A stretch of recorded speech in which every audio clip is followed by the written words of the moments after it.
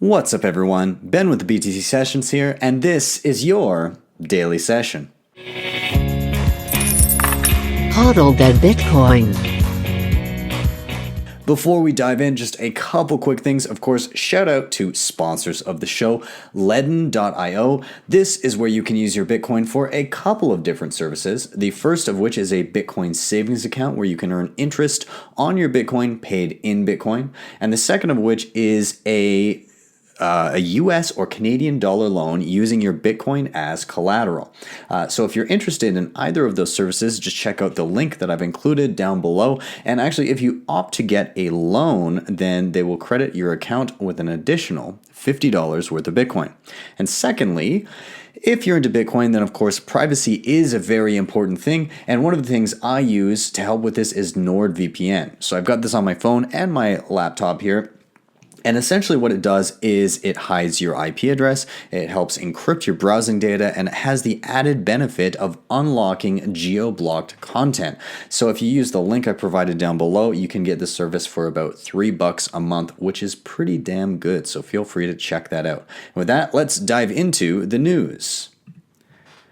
So there was this article coming out of Cointelegraph, but I've also seen it around all over Twitter and everywhere today. There was a major drop in hash rate for the Bitcoin network. So it flash crashed by 40%, actually more than that at its absolute low, and it's since rebounded. So what happened here? Now we're seeing all-time highs pretty consistently in the past few months here. It seemed like every day we were hitting new all-time highs for the past few weeks even, and we recently passed 100 terahash, so 100 quintillion hashes per second. So this is a measure of how much computing power is securing the Bitcoin network.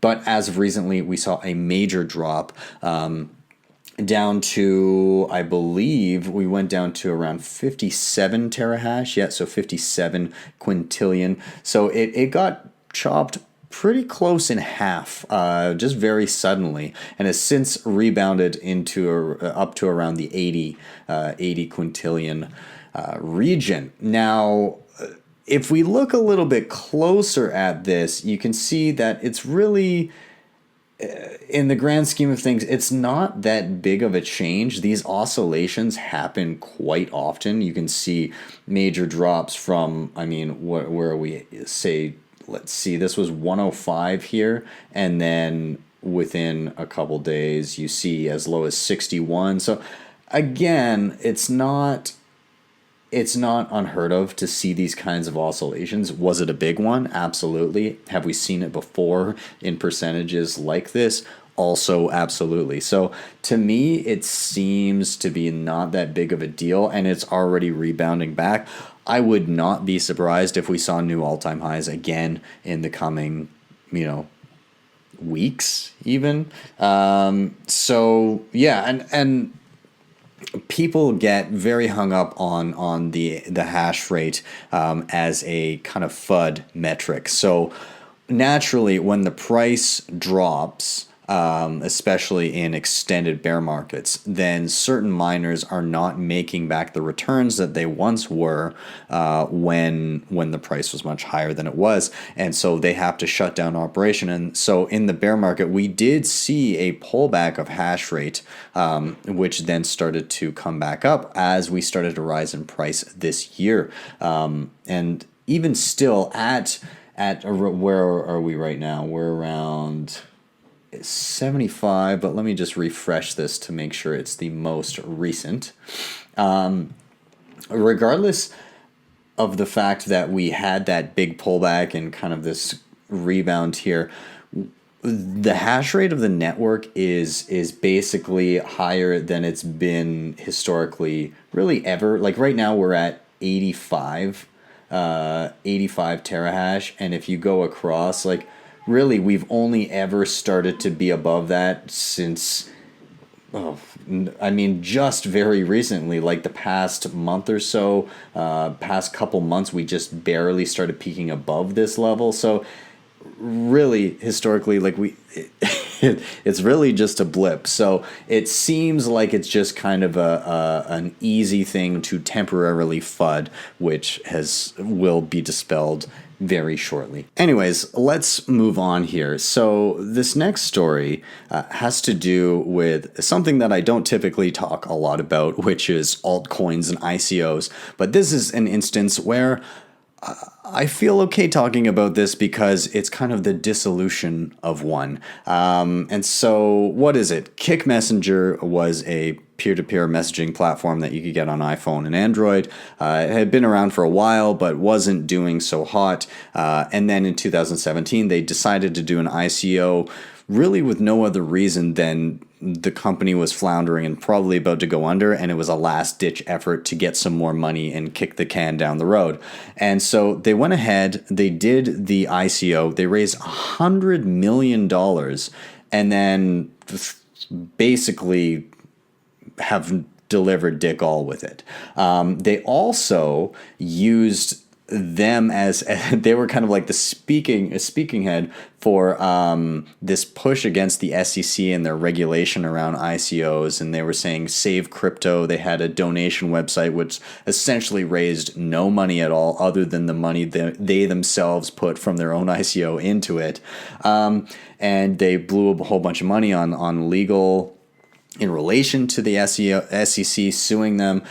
So essentially what's happening here is that the Kik chat app is now discontinued, so that's no longer happening. The Kin token, the token that they were building, and which essentially was just a cryptocurrency within their app so that Messenger users could pay each other, which is funny in itself. Like, why not just use any of the other existing cryptocurrencies out there? Even if they opted not to use Bitcoin, they could have used anything else. So clearly the ICO was a cash grab, but that's beside the point.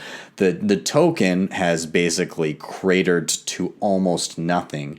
And there was also a CoinDesk article where CoinDesk actually kind of got screwed into believing some false information and quoting a fake chat from the CEO saying that he was drunk, but that he was quitting Kik in order to not go to jail. So let's kind of unpack this. So yeah, Kik is just no longer a thing. They fired their staff, and they shrunk down from 70 employees to 19 developers. Secondly, the token, so the developers are now going to be focused just on the Kin Foundation, which is the development of the token. So they're still going ahead with the token. Now, the ICO that they did do, it's only tradable on a single market, but it's fallen another 36%, taking it down to, God, what is this decimal? So in dollars, 0.00008 so fractions upon fractions of a penny, which is actually hilariously less than 1 Satoshi. I love the quote here. If it's possible for an asset to plunge under 1 Satoshi, Kin has done it. Congratulations. Now, what about this drunk chat that was a hoax? Well, essentially CoinDesk was a victim of a hoax. Actually, they probably just didn't do their due diligence when they put out the story. But essentially, it was a message saying that what was the message even? Essentially, the message said that, hey, it was the CEO talking to somebody else saying that, hey man, I'm out, I'm quitting, I'm out of here, I can't go to jail for this is bullshit. Anyways, it was a message that they got via Telegram through somebody with his likeness, with the CEO's likeness. And then after they posted the story, they got a message from the same account saying, dude, you got to pull that story. I'm not Ted, never claimed to be. You assumed. Just an internet member of a decentralized unofficial comms channel. This is a fan channel that shit posts, not the Kin channel. And so, yeah, it seems like CoinDesk just kind of jumped the gun and didn't check their sources. They did reach out to Kik and Kin and the CEO, but they just didn't get a response in time before they posted the article. So anyways, they retracted what they said, but all the stuff in regards to Kik actually no longer being a messenger and the Kin Foundation and the Kin token dropping, all of that is still very real. So despite the fact that the CEO is not drunkenly quitting everything, it's still a total clusterfuck. And I mean, again, it was a big cash grab, and this is going to happen to a lot of people that try to run schemes like these. If there's nothing behind it, it's going to result like this in the long run. So anyways, let's move on. One more thing. And this is kind of more just a general article in regards to day trading, but I do quite like it because a lot of people, when they get into Bitcoin, they tend to they get onboarded onto a platform that shows them Bitcoin, and then, ooh, look at all of these other coins here. Aren't these pretty? Don't you want to go into and out of all these and do some trades? And you could really game the market and make tons of money. And so lots of people saw this, especially in 2017. Ooh, trade, go, and you had places like Coinbase and all of these other exchanges that just load up as many coins as possible. Binance, where essentially it's like, hey, come to our casino and roll the dice. And so this article is some of the reasons why 95% of traders lose money and fail. And that's a real statistic. So here are a few stats. Number one, 80% of all day traders quit within the first 2 years. Number two, among all day traders, nearly 40% day trade for only 1 month. Within 3 years, only 13% of day traders continue to trade. After 5 years, only 7% remain. The average individual investor underperforms a market index by 1.5% per year. Now, I find this interesting because I did my own little blog on what would have happened had you done Brian Kelly from CNBC, his well-diversified portfolio, and you got wrecked if you did that versus just holding Bitcoin. So a market index, I guess, if you had a market index of crypto the past few years, regardless of what you did, you got fucking destroyed. But if you just held Bitcoin, you did pretty damn well. So keep that in mind, that these traders, they underperformed the absolute dismal performance of having just a diversified portfolio. So that's even worse. I mean, when you're down 90 something, like 98%, then 1.5% added on top of that, it's like, it's not that much of a difference, but hey. Okay, number 5, active traders underperform by 6.5% annually. So people that are actively trading. So sorry, the last statistic was people who just like kind of bought random things that they liked and held them, underperformed the market by 1.5%. The active traders are losing an additional 5% on top of that. On those already shitty returns. And then traders with up to 10 years negative track record still continue to trade. So people aren't seeing that they're losing money. They're just probably not keeping track of it. They're losing money. They're thinking that they're doing the right thing, and they just continue to lose money constantly. So yeah, anyways, a few things. They go into the example of how everyone just happened to be a genius in 2017, which I saw a lot of.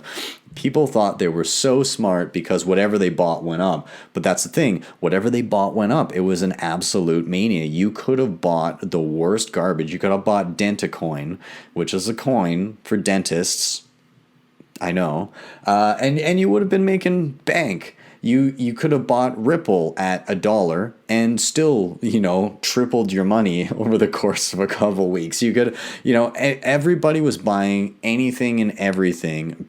Every crappy ICO with no developers behind it, with nothing, with nothing backing it, with like a white paper that's just like a turd on a piece of paper, and you still would have like quadrupled your money. And so again, in times like that, people think they're super smart, and you get all of these TA experts coming out saying, "Oh yeah, this coin looks like it's going to do this," and it didn't matter what it did because everybody was making money. It didn't matter how accurate people were on anything.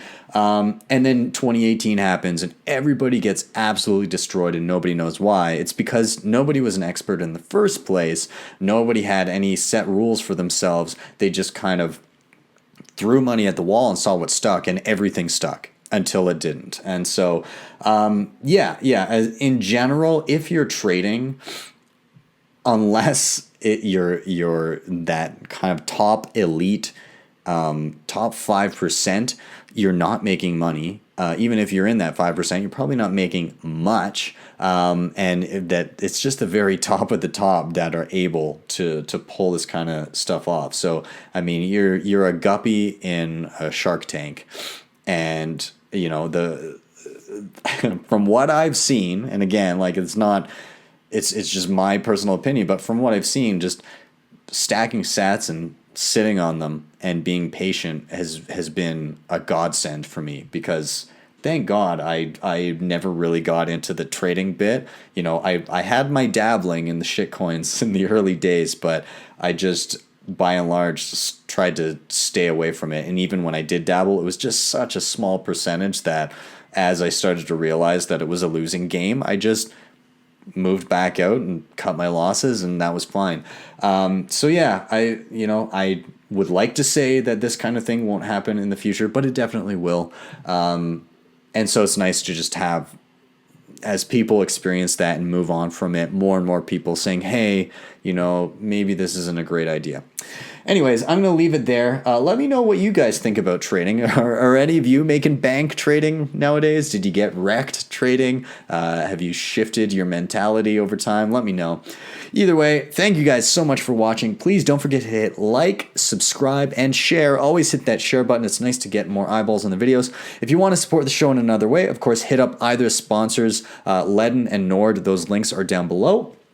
And if you really liked what you saw, you can hit me up with a Lightning Network tip at my tippin.me page. With that, I am out. Have a wonderful day, and I will see you tomorrow for your daily session.